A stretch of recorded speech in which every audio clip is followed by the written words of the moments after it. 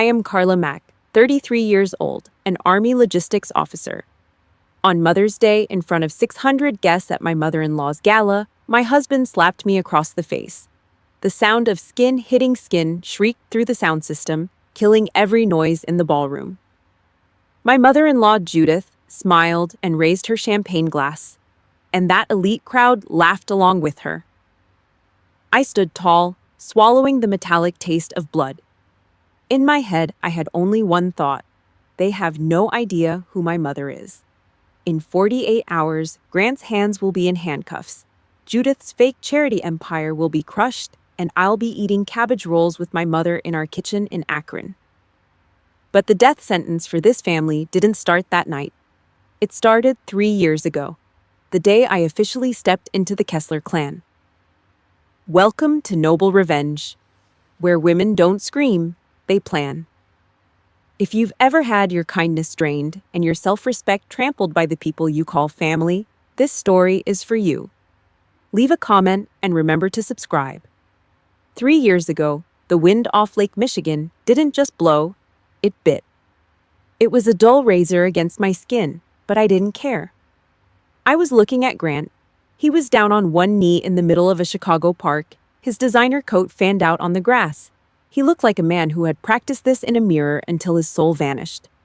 He held out a box. The diamond inside was massive, catching the gray Chicago light like a shard of ice. It was heavy. It was expensive. It felt dead. "Carla," he whispered.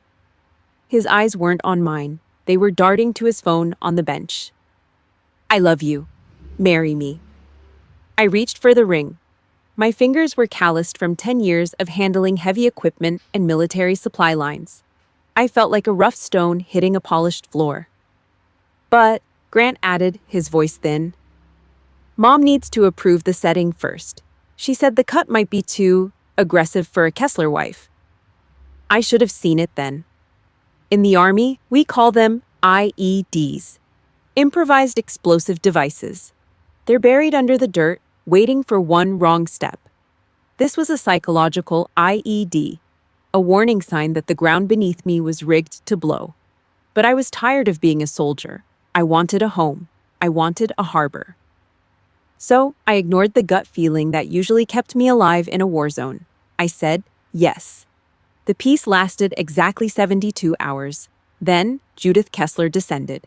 She didn't visit. She conducted an airborne invasion. She walked into my small apartment smelling like lavender and expensive lawyers. She didn't sit down. She didn't offer a hug. She pulled a gold-plated pen from her bag and laid a stack of papers on my kitchen table. "The farm wedding in Akron is canceled," Judith said. It wasn't a suggestion. It was a mobilization order. "Judith, my family has lived on that land for 3 generations," I started. My voice was steady, the way I'd talk to a colonel during a supply crisis. She didn't even look up. Her pen was already moving, a red line slashing through my plans. "It's a dirt patch, Carla. Kesslers don't get married in dirt. I've booked the Drake Hotel. Black tie, 5 courses." "That's $85,000 more than our budget," I countered.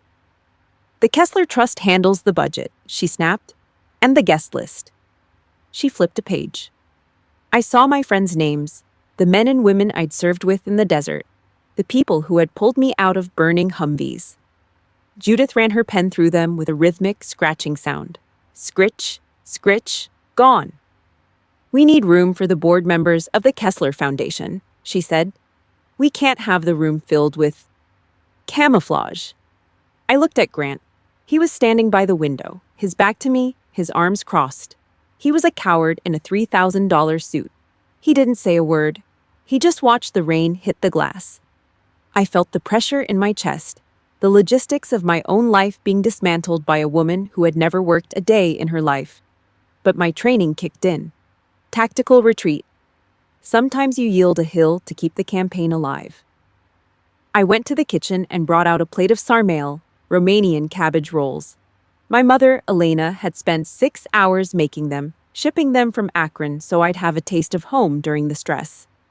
"I'd like to at least keep one thing," I said, my voice low. "One dish for the menu. It's my mother's recipe. It's a tradition." Judith leaned in. She didn't even look at the food.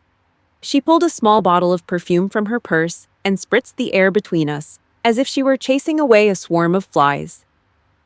"Our guests have sensitive stomachs, Carla," she said, her lip curling in a sneer that cost more than my car. "They don't do foreign food. It smells like a poverty-line kitchen. Let's stick to the lobster."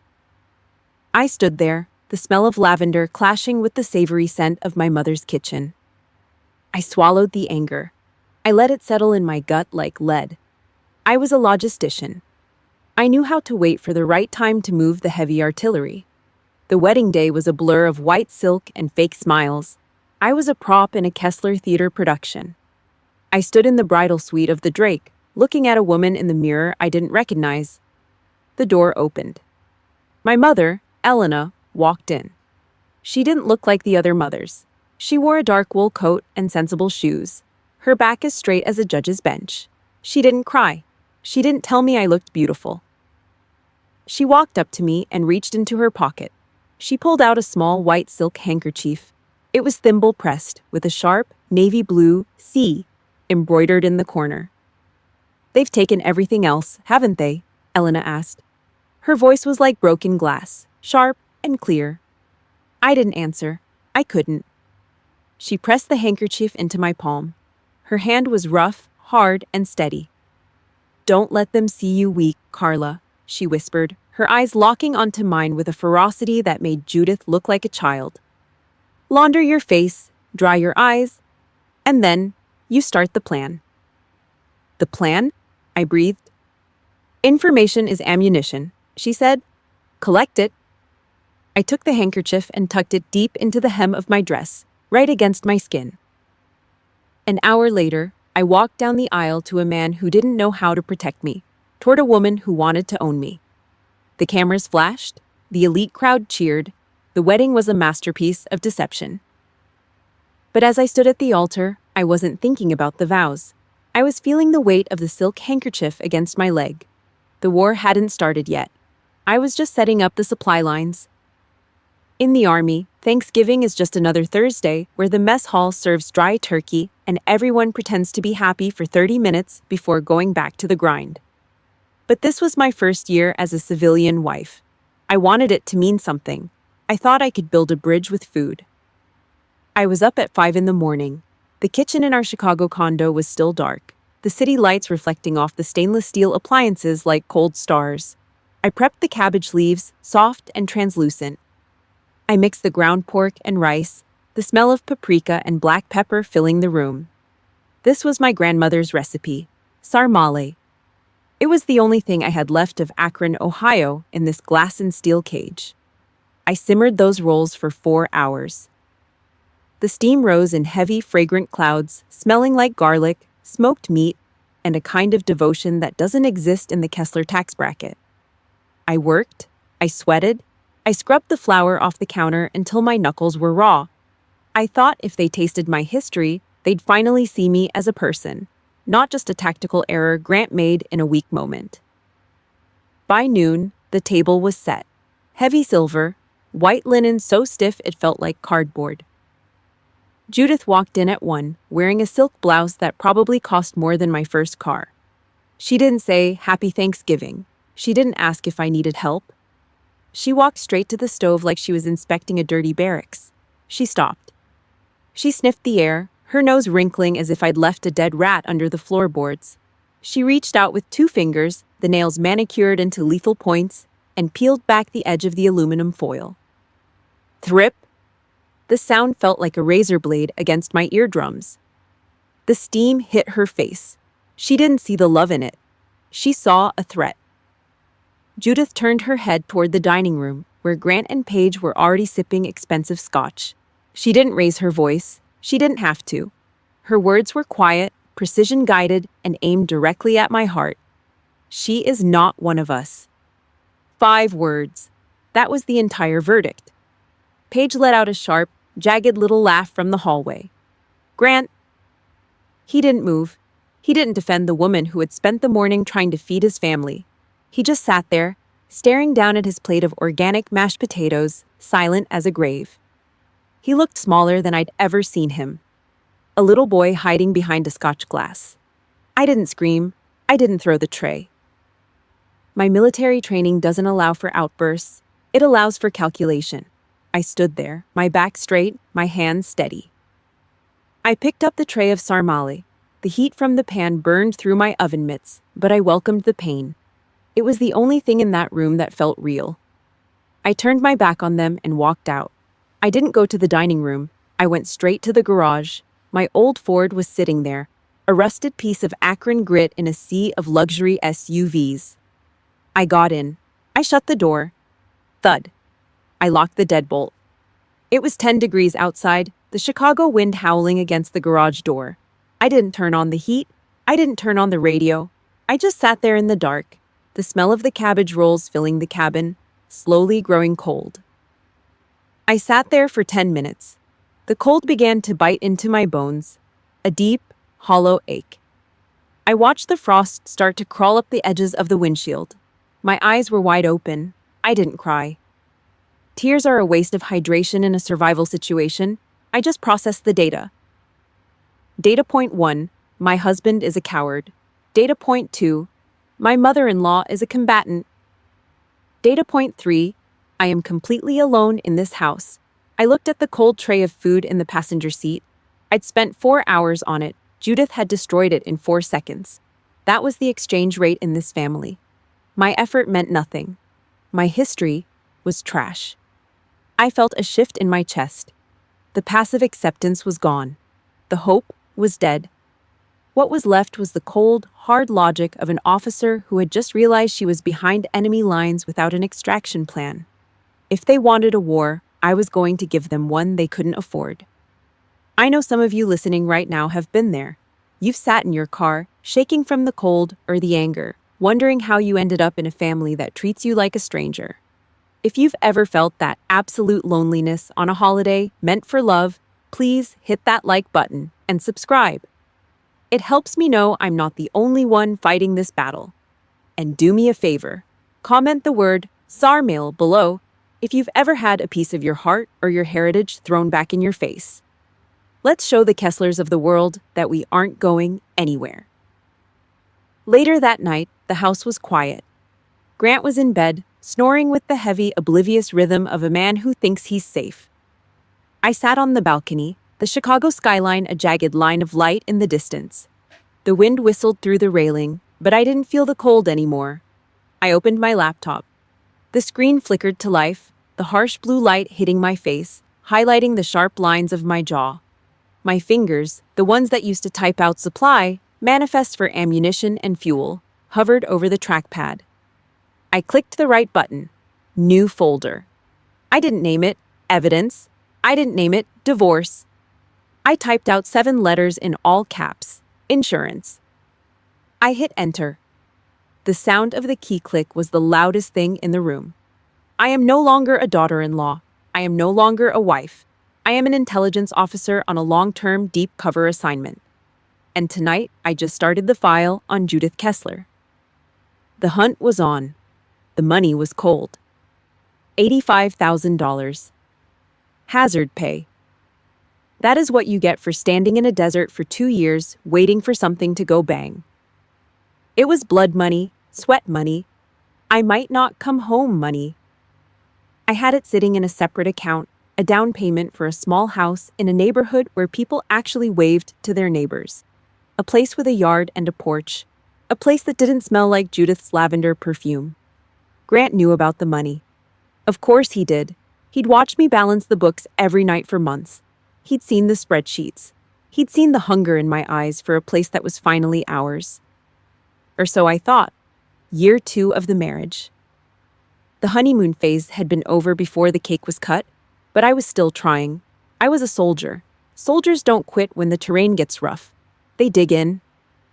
I found the house, a 2-bedroom cottage with good bones. I told Grant.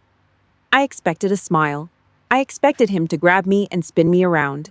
Instead, he got that look. The look of a man who needed to check the wind before he took a breath. He went into the other room. He called her. The next morning, Judith didn't knock. She never did. She walked into our kitchen and dropped a thick stack of papers on the marble island. A mortgage application. "I found a house for you," Judith said. She didn't look at me. She looked at the granite backsplash like it was offensive. "It's in the Heights. Gated. Secure. I've already spoken to the bank. I'll be listed as the co-owner and the primary guarantor." My heart went flat, cold, like a piece of lead in my chest. "I have the down payment, Judith," I said. My voice was level, army-grade steady. "I earned it. We don't need a guarantor, and we don't need to live in a gated community." "You have $85,000, Carla," she snapped, finally looking at me.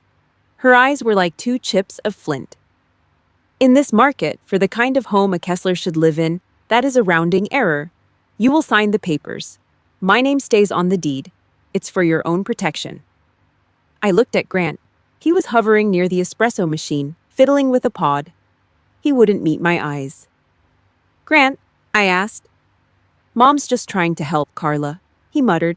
"It's a better zip code, better for the future. Just let her do this." Protection. That was her word for a leash. She wanted to own the roof over my head so she could take it away whenever I didn't sit up and beg. I didn't argue. I didn't raise my voice. I just stood there, straight-backed, while she walked out, leaving the smell of expensive cigarettes and arrogance behind. 10 minutes later, I was on my laptop. I didn't sign her papers. I didn't buy the cottage. I took every single cent of that $85,000 and moved it. I pushed it into my thrift savings plan, the TSP, a government-locked retirement account. Once it was in there, it was untouchable. Not even a Kessler lawyer could claw it out before I turned 59 and a half. The financial wall was built. It was the first real fortification I'd laid down. That night, the rain started, a heavy gray Chicago downpour that turned the lake into a soup. Grant woke up at 3 in the morning. He sat bolt upright, gasping for air, his t-shirt soaked in sweat. He started to sob. Deep, racking heaves that made his shoulders shake. "He wouldn't have liked this," Grant choked out. "My dad. He wasn't like her, Carla. He would have liked you. He would have told her to stop." He rucked himself into my shoulder like a wounded child. He felt fragile, pathetic. But I was an army medic before I was logistics. My instinct for the wounded was a reflex. I reached out. I ran my hand through his hair. I whispered that it was okay. I told myself he was just another victim of Judith's war. I fell for the act. I actually felt sorry for him. Morning came with a pale, sickly light. Grant went to take a shower. He left his phone on the nightstand. It vibrated. Once, twice. Then it lit up.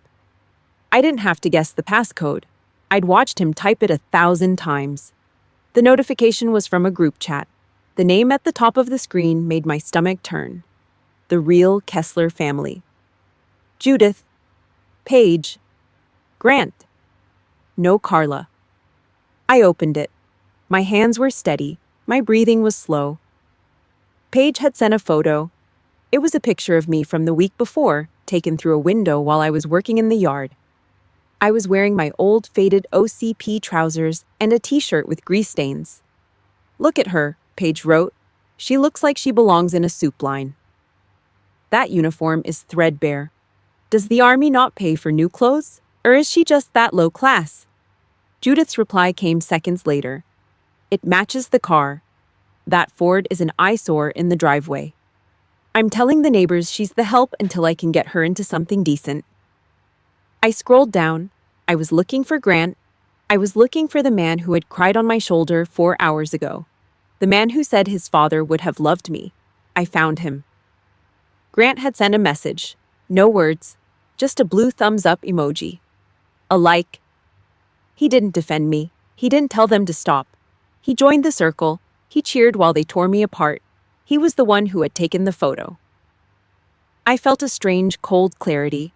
It wasn't anger. It was the feeling of emission parameters being updated. The target had been identified. I took my own phone out.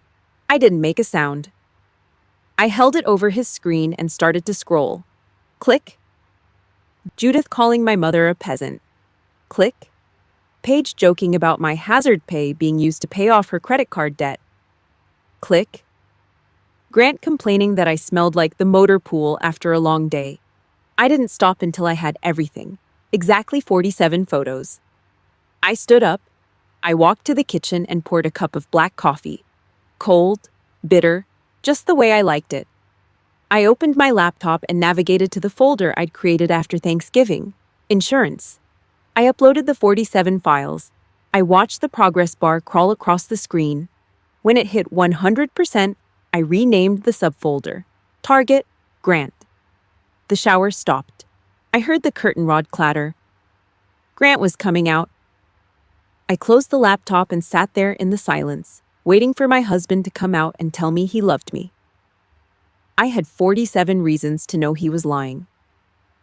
And I had $85,000 he would never touch. The war had moved into the intelligence phase, and I was winning. By year 3, the war had changed. It was no longer about surviving the day. It was about the inventory of their sins. The Kessler family Mother's Day Gala was the crown jewel of their fake prestige, a massive high society circus where they traded handshakes for tax write-offs. In the past, I would have tried to help with the guest list or the flowers.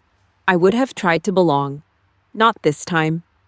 Judith didn't even look at me when she handed over the clipboard. She was busy barking orders at a florist who looked like he was about to have a heart attack. She tossed a crumpled sheet of paper at my chest. "Table 47, she said, her voice dripping with a casual, practiced cruelty. "The seating arrangements for the overflow area. It's in the shadow of the service entrance. Your vision only fits the backstage, Carla. Try not to trip over the power cables." I took the paper. I didn't flinch. I didn't argue. I stood there, my spine a steel rod, while she turned her back on me. I walked toward the back of the ballroom, where the bright light of the massive LED boards hadn't reached yet. I started folding napkins. I did it with the same extreme precision I used when I packed a parachute or sorted ammunition crates for the United States Army. Sharp corners, flat edges, perfect squares. They thought they were punishing me by burying me in the dirt of the logistics, but they were too arrogant to realize the truth. Logistics is where the bodies are buried. If you control the supplies, you control the war. If you see the invoices, you see the lies. An hour later, Judith left her office to go yell at the catering manager. The door didn't quite latch. Arrogance makes people sloppy. I stepped inside to clear away her half-empty coffee cup. The room smelled of expensive ink and Judith's suffocating lavender perfume. My eyes went straight to her desk. There was an unsealed income and expense report sitting right on top. I didn't touch it. I didn't need to. My brain was trained to scan manifests in seconds. Total donations received for the foundation, $340,000. I looked out the window toward the lobby, where the massive LED board was flashing the live progress for the donors to see.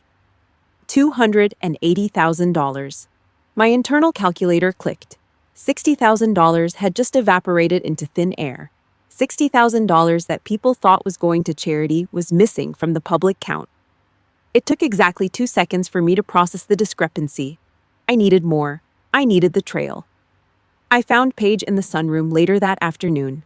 She was sprawled on a white leather chair, the air thick with the chemical sting of nail polish. She was staring at her phone while a manicurist worked on her feet. Her laptop was open on the glass table, the screen glowing. "Carla, you're bored, right?" Paige asked without looking up. She waved a hand toward the computer. "Be a doll and enter these invoices into the foundation portal. I have a headache from all this planning. The password is the same as always. Kessler 123. She didn't even think I was a threat. To her, I was just a piece of furniture that knew how to type. I sat down. My fingers moved across the keys, steady and fast. I found the ledger for the gala expenses. 2 names jumped off the screen: K-Line Transport Services and Prime Laundry. I did a quick search on my own phone under the table. K-Line Transport was nothing but a P.O. box in a sleepy suburb 20 miles away. There were no trucks. There were no employees. Then I looked for Prime Laundry. They had been out of business for 6 months. A for lease sign was probably still hanging in their window. Judith was cutting checks to ghost companies. It was a crude, old-fashioned money laundering scheme. She was siphoning $60,000 out of the foundation and into her own pocket, and she was using her lazy daughter to leave the digital breadcrumbs. By 11 o'clock that night, the house was finally dark. Grant was passed out in our room, probably dreaming of another way to let his mother down. I sat in the kitchen, the only light coming from my laptop. I pulled a small black USB drive from my pocket. I compressed every file I had found: the invoices, the P.O. box address, the closed business license for the laundry service. I encrypted the drive. My heart was pounding, a heavy rhythmic thud against my ribs, but my hands didn't shake. I grabbed the keys to my old Ford and walked out into the night. The garage door groaned as it opened, a sharp metallic scream in the silence. I backed the Ford out and turned onto the street. Within 10 minutes, I was on Interstate 80, heading east. The Chicago skyline was a jagged teeth mark in the rearview mirror. The night wind whipped through the cracked window, cold and biting, but my head had never been clearer. The road was empty. Just me, the rumble of the engine, and the $60,000 secret sitting in my pocket. I pushed the gas pedal down. The Ford wasn't fast, but it was reliable. It was made of the same grit that I was. I wasn't a daughter-in-law tonight. I wasn't a wife. I was a courier delivering a high-value intelligence report. I was heading to Akron. I was heading to the only commander I'd ever truly served under. Elena Novak was waiting, and unlike the Kesslers, my mother knew exactly what to do with a smoking gun. I watched the mile markers fly by. Every inch of pavement took me further away from their lies and closer to the truth. Judith thought she had buried me in the backstage. She didn't realize that from the backstage, you can see every string, every trapdoor, and every fake prop. I pulled the USB drive from the port and gripped it tight in my hand. I'm coming for you, Judith, and I'm bringing the receipts. The drive to Akron was a 4-hour blur of dark pavement and cheap gas station coffee. I pulled into the driveway of the small gray house at 2 in the morning. The porch light was already on. It didn't cast a warm glow. It was a cold, sharp beam that cut through the Ohio mist. I didn't knock. I didn't need to. The front door opened before I reached the top step. Elena Novak stood in the kitchen. She wasn't wearing a robe or slippers. She was dressed in a dark turtleneck and trousers, her back as straight as the day she took the bench. She looked like a judge waiting for a late-night warrant. No hug. No. How was the drive? She just gestured to the wooden chair at the kitchen table. The air in the room smelled like bitter black coffee and old paper. A grandfather clock in the hallway thudded with a heavy, rhythmic beat. Thump, thump, thump, like a drum before a march. "Report," she said. I sat.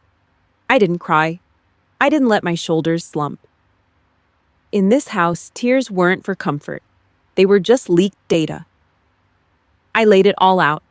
3 years of being the background noise in the Kessler mansion. The group chat, the 47 screenshots of Grant's cowardice, the $60,000 hole in the foundation's books, the ghost companies, the laundry service that didn't exist. I presented it like a logistics manifest. Cold, hard, irrefutable. Elena didn't blink. She sat across from me, her hands wrapped around a mug of coffee that had stopped steaming long ago. She listened to the betrayal, the slurs, and the financial fraud without a single change in her expression. When I finished, the silence in the kitchen was so thick it felt like it had weight. "You've been holding a defensive line for a ghost," Elena said. Her voice was like dry gravel, sharp and low. "I wanted to make it work, Mom," I said. "I thought if I just worked harder, if I was more efficient, they'd see—" "They saw," she interrupted. "They saw a worker. They saw someone with grit they could never buy, so they tried to break it. It's what thieves do when they find something they can't afford." She set her mug down. The sound on the wooden table was like a gavel strike. Clack. "What do you want, Carla?" I hesitated, just for a second. The old part of me, the girl who still hoped for a home, flickered. Then it died. "I want out, but I want to leave with my honor. I want them to know they didn't win." Elena leaned forward. Her eyes were 2 chips of blue ice. "Honor?" You don't get honor from people who steal from charities, Carla. You get justice. You don't walk away. You let them unmask themselves in front of the only thing they actually worship, their audience. You give them exactly what they've earned. A public execution? The order was given. The mission parameters had shifted from survival to destruction. I drove back to Chicago that same night. I didn't feel tired. I felt like a rifle being cleaned and reassembled. The next evening, the Kessler mansion was a beehive of fake activity. The Mother's Day gala was less than 24 hours away. Caterers were scurrying. The air smelled like expensive flowers and desperation. We sat down for the family dinner, the last one before the big show. Judith sat at the head of the table, sipping a vintage red that probably cost more than my first 2 years of hazard pay. Paige was poking at a salad, her phone glowing next to her plate. Grant sat across from me. He was cutting his steak with mechanical precision, his eyes fixed on the meat. He looked like a machine that had run out of fuel. "I hope you finished those seating charts, Carla," Judith said. She didn't look up. "The donors don't like to wait for someone who can't handle a simple list." "They're done, Judith," I said. My voice was flat, empty. Paige let out a small, jagged snort. She looked at me, then at Grant. "She's just not one of us, Mom. You can't expect the help to understand the rhythm of a high society event." 3 months ago, that would have made my throat tighten. Tonight, I felt nothing. I looked at Paige, I looked at Grant, I looked at Judith. I didn't see family anymore. I saw targets. I saw unburied corpses walking around in expensive clothes, waiting for the dirt to hit the coffin lid. "You're right, Paige," I said. I picked up my water glass. My hand was perfectly steady. "I'm definitely not one of you." Grant finally looked up. For a split second, I saw a flicker of fear in his eyes. He knew something was different. The wounded soldier wasn't seeking comfort anymore. The medic had left the room, and the interrogator had taken her place. He looked back down at his steak and kept cutting. "Excuse me," I said, standing up. "I need to check on the final shipments." I walked to the downstairs bathroom. I locked the door. I turned on the faucet, letting the water roar into the basin to drown out the world. I pulled my phone from my pocket. My thumb hovered over the screen. I typed one word: "Ready." I stared at the screen. The blue light reflected in the mirror, highlighting the sharp, cold lines of my face. I looked like my mother. 12 seconds later, the phone buzzed in my palm. One word back: "Good." I turned off the water. The silence that followed was heavy. I wiped a stray drop of water from the counter with a paper towel, folding it into a perfect, sharp-edged square before tossing it in the trash. The fuse was lit. The gala was tomorrow. And Judith Kessler had no idea she was about to host her own funeral. I walked back out to the dining room, my heels clicking on the marble floor like the ticking of a clock. Tick, tick, tick. Time was up. The morning of the Mother's Day gala arrived like a punch to the gut. The air in the Kessler mansion was thick with the smell of floor wax and high-priced nerves. I stood in the hallway, my back a straight line, watching the chaos. Servers in crisp white jackets hurried past like ants. Judith was somewhere downstairs, likely screaming at a florist. Paige sashayed out of her room at 6 a.m. Her hair was in rollers, and her face was plastered with a green clay mask. She looked like a swamp creature in a silk robe. She didn't look at me. She never did. I was just part of the architecture. She shoved a thick leather binder and a company laptop into my hands. "The VIP list needs to be in the system by noon." Paige snapped, her voice muffled by the drying clay. "The donor tiers are a mess. Fix them, and don't screw it up, Carla. Mom's on a warpath today." "I'll handle it," I said. My voice was as flat as a Midwestern highway.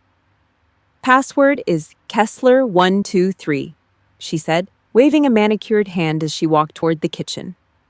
"Same as it's been since I was 12. It's not like anyone around here is smart enough to hack us." She was right. Pride is a hell of a drug. It makes people stupid. It makes them leave the keys in the ignition of a stolen car. I sat in the small, cramped office off the kitchen. The light from the screen hit my face, cold and blue. I didn't go to the guest list. I went to the root directory. My fingers moved with the muscle memory of an officer who had processed 1,000 supply manifests. I pulled the encrypted USB drive from my pocket, the one I'd filled in Akron. I started the extraction. The Kessler Foundation's internal database opened up like a wound. I watched the progress bar crawl across the screen. 10%, 20. Behind the slick donor names were the ghost invoices I'd found earlier. K-Line Transport, Prime Laundry, $60,000 moving like water through cracked pipes. I copied the bank routing numbers. I grabbed the wire transfer logs. I had their greed in a black plastic stick. But I needed the heart. I needed the thing that would break Grant. It happened at 1:15 a.m. the night before. I was crawling on the floor of our bedroom, fishing for a phone charger that had slipped behind the heavy oak dresser Judith had picked out for us. My hand hit something cold, something wooden. It wasn't the charger. I pulled it out, an old cigar box. The wood was dark, the lid covered in a layer of dust thick enough to write a name in. It smelled like old tobacco and secrets. It was tucked so deep in the back corner of Grant's closet, it looked like a body he'd tried to bury. I sat on the floor, the shadows of the room stretching long and thin. My military instinct screamed at me to open it. I pried the lid. It groaned, a sharp metallic sound in the quiet room. Inside, beneath a pile of old tax stubs and junk mail, was a single yellowed envelope. The handwriting was shaky. The ink was faded, but the name at the bottom was clear. Harold Kessler, Grant's father, the great man. Judith spent every gala praising as a saint. I unfolded the paper. The sound of the crease snapping felt like a gunshot. Grant, the letter began. If you are reading this, I am already gone. And if you are reading this, it means you have allowed her to do to your wife what she did to me. My breath hitched. The air in the room felt like it had turned to ice. Your mother is a strong woman, Grant, the dead man's voice whispered from the page. But strength without kindness is just a cage. I spent 30 years in that cage, smiling for the cameras while she hollowed me out. I was a coward. I watched her destroy people because it was easier than standing up to her. I looked at the bed. Grant was snoring, a wet, pathetic sound. He looked like a child under the heavy silk sheets. If your wife tells you she is hurting, the letter continued, the ink smearing in places, believe her. If she tells you my wife is cruel, believe her. Don't be like me, son. Don't let the money turn you into a ghost. Stand up. For once in your life, be the man I wasn't. The paper was creased in the middle, worn thin from being folded and unfolded 100 times. Grant had read this. He'd read his father's dying confession.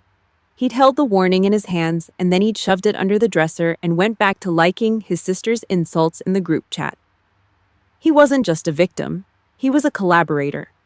He knew the shark was in the water, and he'd invited me in for a swim anyway.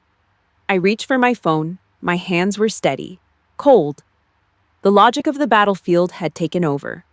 I didn't feel the betrayal anymore. I felt the mission. I took 4 photos, high resolution, every shaky stroke of Harold's pen, every word of his regret. I didn't miss a line.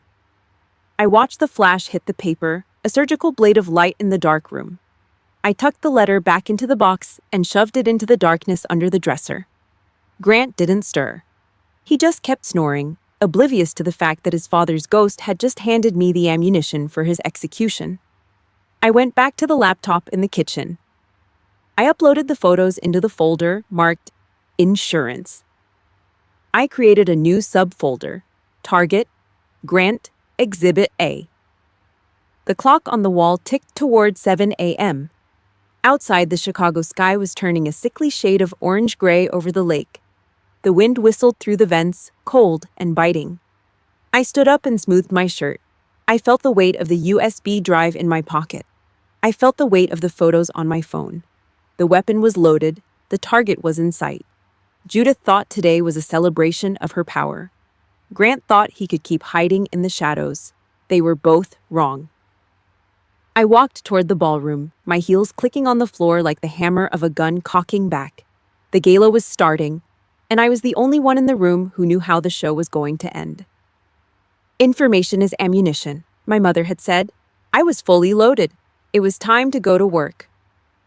The ballroom of the Drake Hotel was a sea of rented tuxedos, stiff silk, and fake smiles that didn't reach the eyes. It smelled like expensive lilies and the underlying rot of old money. 600 guests, the so-called elite of Chicago, swirled around the room, clinking crystal glasses and trading lies about their tax-deductible generosity. I stood by the service entrance, a ghost in a dark dress. I wasn't a guest. I wasn't even the help. I was the observer. The air was heavy, vibrating with the low hum of 600 voices. I looked at the massive LED board hanging above the stage. It flashed a number in bright, pulsing blue, $280,000.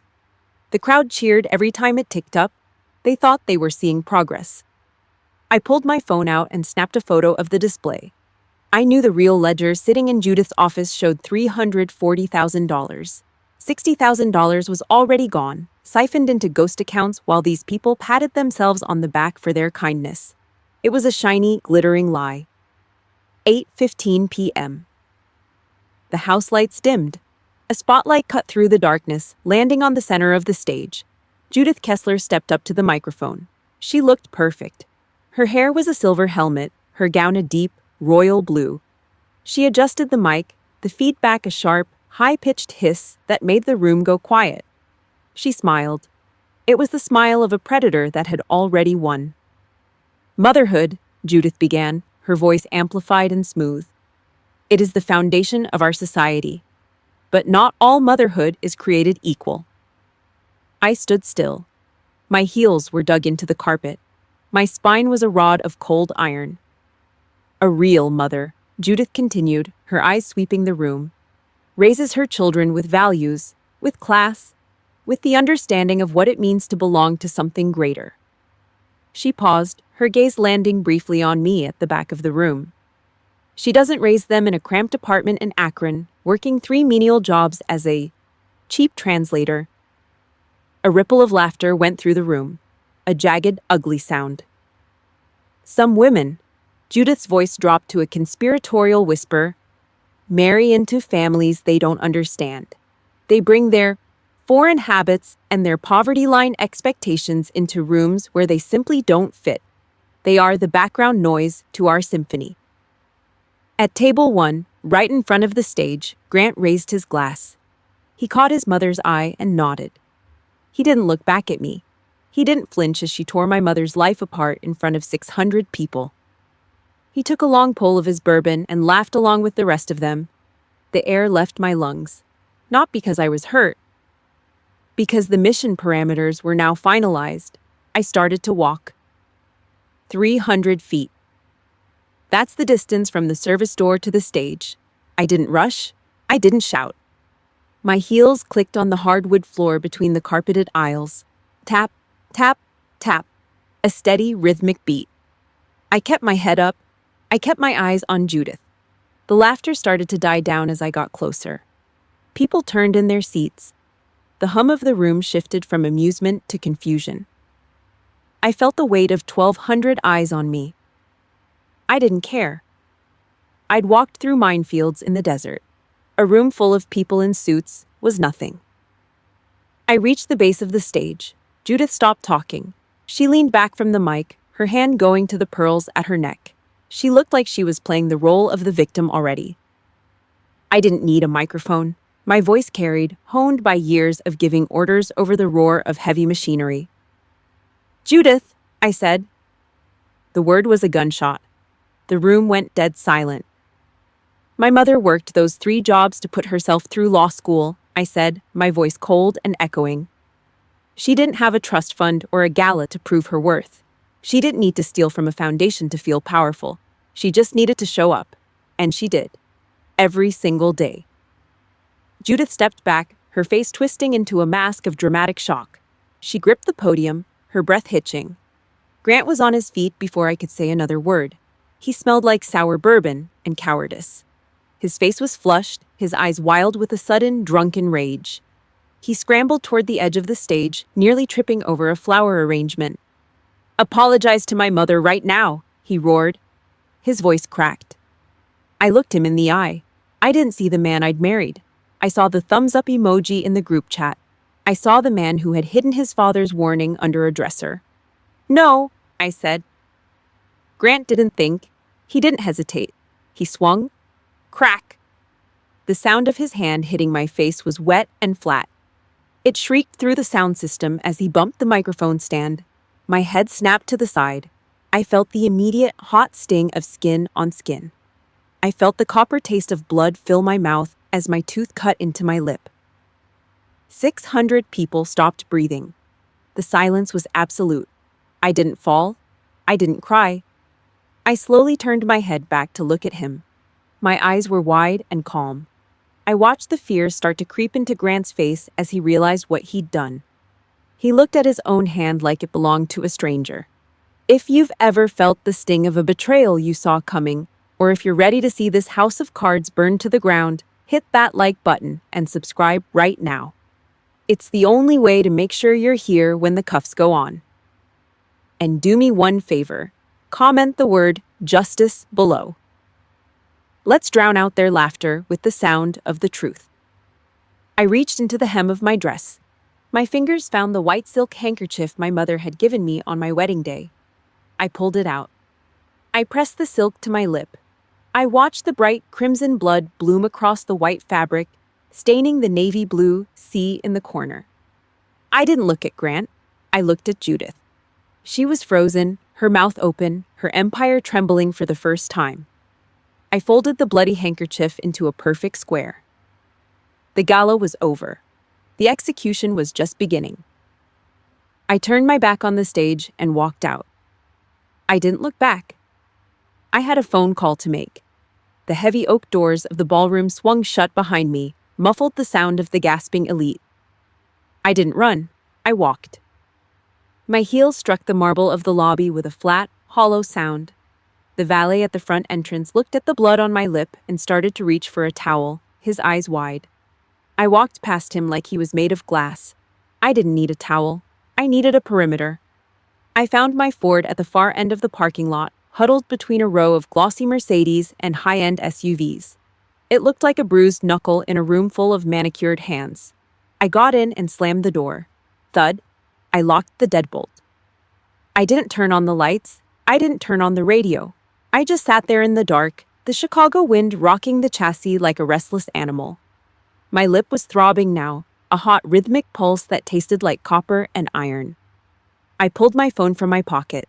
My thumb was steady as I hit the speed dial. "Carla?" Elena's voice was a low growl of static. "He hit me," I said. My voice didn't shake. I was reporting a casualty, not asking for a hug. In front of everyone, on the stage.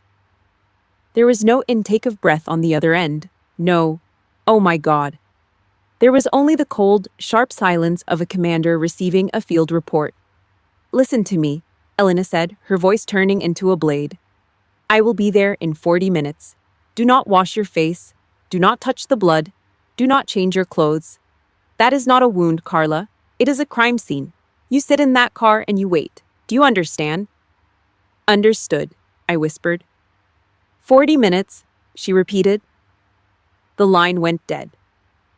I leaned my head back against the headrest.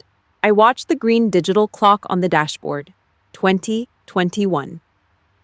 20:22. Every minute felt like a slow crawl through a trench. I watched the hotel entrance. I saw the shadows of people moving behind the glass, but no one came out for me. Not Grant, not Paige, especially not Judith. They were inside trying to figure out how to spin a public assault into a Kessler-style misunderstanding. But they didn't know about Mrs. Aldridge. Inside that room, the air was curdling. Myra Aldridge didn't follow the script. She stood up from table 1, her old wool dress a stark contrast to the silk around her. She didn't look at the stage. She looked at Grant. He was standing there, his hand still raised, his face a mess of drunken shock and pathetic realization. "I have spent 40 years watching boys grow into men, Grant. Mrs. Aldrich said. Her voice wasn't loud, but it cut through the room like a whistle. And what I just saw was the act of a scared small boy who thinks a suit makes him a man. She didn't wait for a reply. She didn't look at Judith's frozen mask of a face. She walked to the center of the room, pulled a flip phone from her purse, and dialed 3 digits. I'd like to report an assault, she said, her voice clear and echoing off the chandeliers. The Drake Hotel, Grand Ballroom. Yes, I'll wait for the officers. Outside, the clock hit 21:01. 2 headlights swept across the parking lot. An old black sedan, its engine rumbling with the heavy, reliable sound of an Akron workhorse, pulled into the spot next to me. Elena Novak stepped out. She wasn't wearing a gown. She was in a black wool coat thrown over her house clothes, her hair tied back in a tight, severe knot. She walked to my door. I unlocked it. She didn't say a word. She reached in and took my chin in her hand. Her fingers were rough, calloused from years of turning pages and holding pens. She tilted my head toward the dome light. She looked at the split lip, the dark purple bloom starting on my cheek. Her eyes didn't fill with tears. They filled with the kind of light you see in a predator's eyes right before the strike. He used his right hand, Elena noted, her voice a low vibration of rage. Good. The bruising will be more distinct for the photos. Mom, I started. Shut up, she said. But she pressed her thumb gently against my good cheek for a split second. First, we document. Hold the camera. I held the phone. Flash, flash, flash. The white light blinded me for a second, capturing the evidence of the Kessler legacy on my face. Second, Elena said, standing up and smoothing her coat. We go back in. We identify every witness who saw him swing. We get their names before Judith can buy their silence. The police are coming, I said. Mrs. Aldrich called 911. Elena tilted her head, a grim, sharp smile touching her lips. Good. Then the law's already on the property. I just need to make sure it finds its way to the right throat. She reached into the car and grabbed my hand. Her grip was like a vice. You are an officer of the United States Army, Carla. You have stood your ground against real enemies in the sand. These people. They are just paper tigers in expensive cages. You walk in there, you keep your head up, and you let them look at what they've done. I got out of the car. The Chicago wind bit at my face, but I didn't feel it. I felt the weight of the USB drive in my pocket. I felt the weight of my mother's hand on my shoulder. We walked toward the hotel, 2 women from Akron, Ohio, heading into a room full of Chicago's finest liars. Elena stopped at the heavy oak doors. She reached out and adjusted the lapel of my dress, smoothing it with an extreme, clinical precision. Are you ready? She asked. I looked at the doors. I could hear the sirens in the distance now, the long, low wail of the CPD heading our way. I was born ready, I said. Elena nodded. She shoved the doors open with both hands. The sound hit the ballroom like a thunderclap. The room went silent. 600 people turned. They saw the blood, they saw the bruise, and they saw the woman who was about to dismantle their world, standing next to the only judge in the room who couldn't be bought. The execution had moved from the shadows to the stage, and the jury was already seated. The heavy double doors of the ballroom did not just open, they felt like they were being breached by a tactical unit. I walked back into that sea of silk and lies with Elena at my shoulder. The silence that hit us was physical. It was the sound of 600 people holding their breath, waiting for the next blow. Judith was still on the stage, clutching the podium like it was the only thing keeping her from sinking into the floorboards. Grant stood in the center of the room, his face a blotchy mess of whiskey and panic. He looked like a man who had just realized the floor was made of glass and it was starting to crack. Judith saw us. She did not cower. She straightened her royal blue gown and pointed a finger at Elena, her silver hair shimmering under the chandeliers. This is a private family matter, she spat, her voice cracking the silence like a whip. Get this woman out of my gala before I have security throw you both onto the street. Elena did not slow down. She stopped 6 inches from Judith's face, her black wool coat looking like a shroud against Judith's finery. Elena did not yell. She did not need to. Her voice was a low, resonant vibration that cut through the hum of the air conditioning. "This is not a family matter, Mrs. Kessler. This is a criminal investigation. I have spent 18 years on the bench sentencing people exactly like your son. If you want to talk about security, let us talk about the 4 Chicago PD units currently pulling into your driveway." Judith's mouth went slack. She looked at the guests, her eyes searching for an ally, but all she found were 600 cell phones held high, recording her downfall. The elite were not her friends tonight. They were the audience for her execution. Paige scrambled toward us, her silk dress rustling like dry leaves. She looked like a wreck, her makeup smeared, her eyes wild with a frantic, selfish energy. "You cannot do this," she shrieked, her voice hitting a high, ugly note that made the speakers hiss with feedback. "It is our night. She provoked him. She deserved it." Elena turned her head. It was a slow, predatory movement.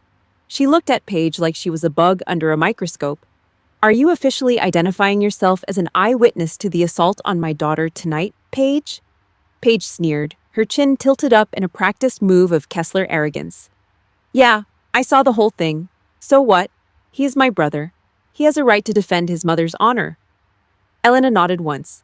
A sharp, final motion. "Excellent. We have recorded your admission.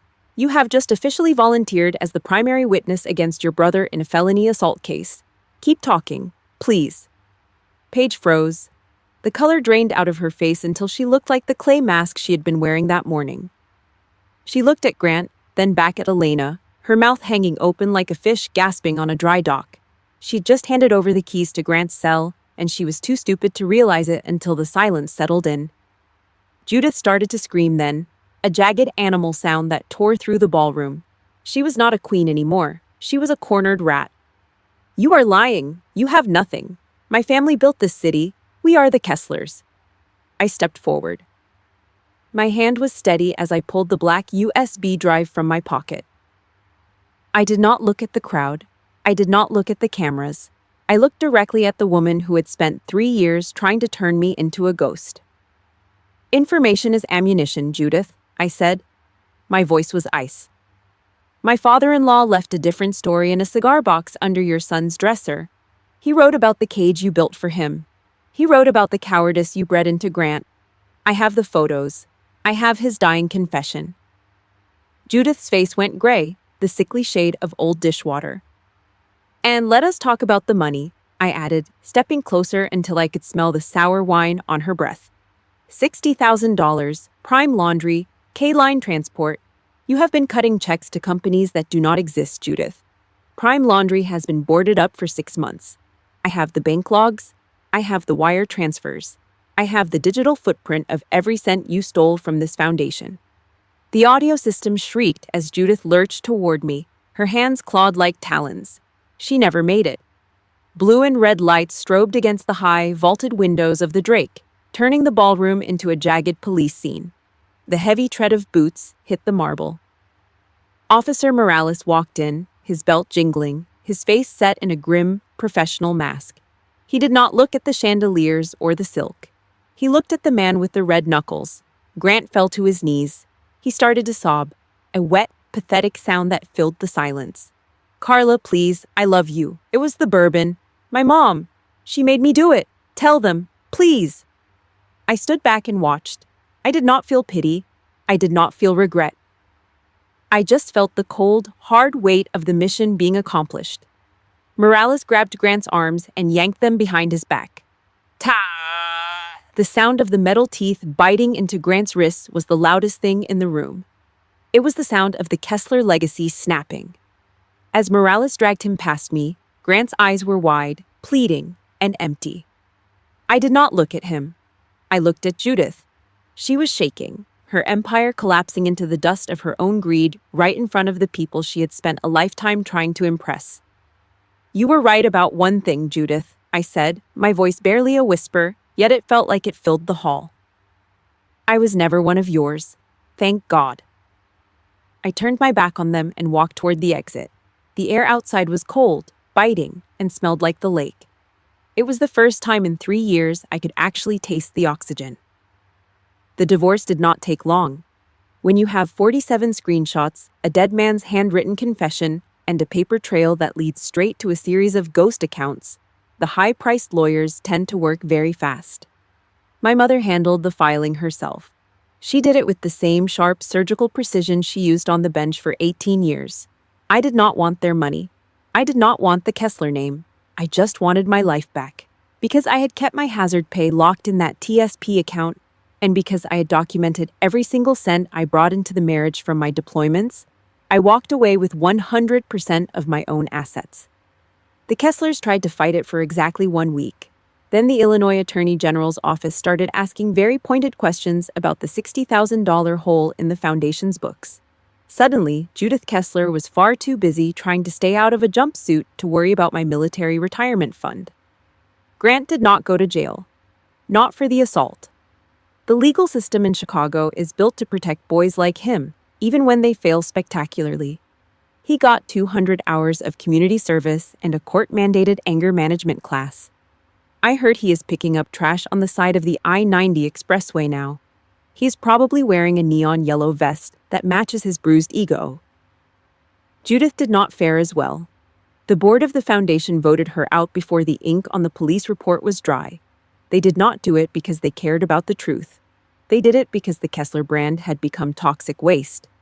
I was there the day the sign came down. I sat in my old Ford across the street from the Kessler building. I watched the workmen in their orange vests unbolt the heavy brass letters. Kessler. One by one, the letters were lowered into a dumpster. The K hit the bottom of the bin with a hollow metallic clang that echoed through the alley. It sounded cheap. Like the people it represented, they were just pieces of metal. They did not have any power anymore. I did not feel happy. I did not feel sad. I just felt light. I put the car in gear and drove toward the highway. I did not look in the rearview mirror. 6 months later, Akron felt different. The air was cold, but it did not bite. It was a clean, honest kind of cold. I was standing in my mother's kitchen, the windows fogged up from the heat of the stove. The room smelled like sarmals, cabbage rolls stuffed with pork and rice, simmering in tomato sauce. It was the smell of my childhood. It was the smell of a house that did not have any hidden group chats. Elena was sitting at the wooden table, a newspaper spread out in front of her. She looked up as I stirred the pot. Her eyes were still sharp, still judge-like, but the ice had finally melted. "The final papers came in the mail today," she said. She did not offer a hug. She just tapped the envelope on the table. "You are a Novak again, Carla." "Good," I said. I never liked the way the other name sounded in my mouth. "How do you feel?" she asked. I stopped stirring. I took a deep breath, a real one, the kind where the air goes all the way down to your toes and does not get stuck in your chest. "I feel like I can finally breathe, Mom. No more shadows. No more waiting for the next hit." Elena nodded once. "The sarmale needs more salt. Do not let it go bland." That was her way of saying she was proud. I reached for the salt shaker. The doorbell rang, a low, buzzing sound that usually meant a package. I walked to the front door and pulled it open. A small brown box was sitting on the porch. No return address. I brought it inside and opened it on the counter. Inside was a small silver pin, a medic's caduceus, and a handwritten card. "Dear Carla," the note began. "I spent 40 years watching people break. Most of them stay broken. You did not. I told the board that if they wanted to keep my donation, they had to name the new veteran outreach wing after a real soldier. They would not give me your name, so I told them to name it the Novak Wing. I think your mother would approve. I am very proud of you. There are lessons that require courage to teach. You taught them well." It was signed Myra Aldridge. I held the silver pin in my hand. It was cold and heavy. I thought about the night at the Drake. I thought about the blood on the white silk. I realized that a veteran did not just find an ally, she found a witness, someone who saw the grit beneath the uniform. I walked out onto the back porch. The sun was setting over Akron, turning the gray sky into a bruised purple. A light snow was starting to fall. the white flakes drifting down to cover the cracked pavement of the driveway. The snow did not care about the Kesslers. It did not care about my split lip. It just fell, silent and cold, cleaning the world 1 inch at a time. It was quiet, no sirens, no yelling. I leaned against the railing and looked at my Ford. It was covered in a thin layer of frost, but it was mine. Everything I had was mine. I used to think that staying was the ultimate test of strength. I thought that if I could just endure the insults, if I could just survive the silence, that I was proving my dignity. I thought that a soldier never leaves the post, even when the post is on fire. I was wrong. Endurance is not dignity. It is just a slow way to die. Real dignity is knowing when you have fought enough. It is knowing when the mission is over and it is time to march home. It is knowing when to stand up, walk out, and close the door behind you without ever looking back to see who was screaming on the other side. The campaign was over. The enemy had burned their own house down, and the soldier was finally back at the base. I turned and went back inside, closing the door firmly against the winter wind. The click of the latch was the last sound of the war.